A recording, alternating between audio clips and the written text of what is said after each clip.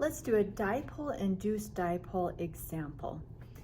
So here's our question. We are given two options, water with iodine or water with bromine. And we want to know which one is more soluble. Make a prediction, which one's more soluble and why. The first thing I always do, what I always have my students do, is write down all of the intermolecular forces in every single molecule. So water, you know, has hydrogen bonding, dipole-dipole is polar, and everything has London dispersion.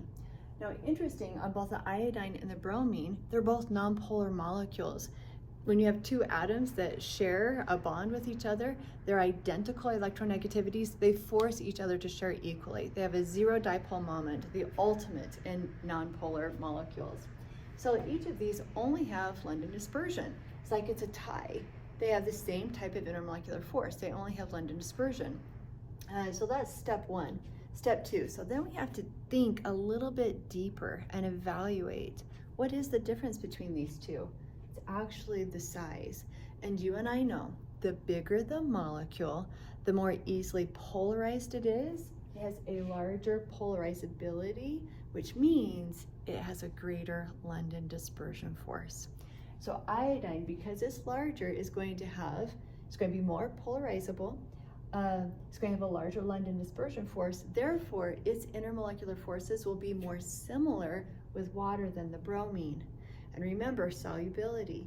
For something to be soluble, it has to have similar intermolecular forces. Therefore, iodine will be more soluble because its London dispersion forces are stronger than the bromine. Now, polarizability, I'm going to come back to that. Remember, polarizability is just the ability to induce a dipole. When you have large molecules, it's easier. The valence electrons are so far away from the positive nucleus of the protons, it's easier to force the electrons to one side and create a momentary dipole, a partial negative and a partial positive.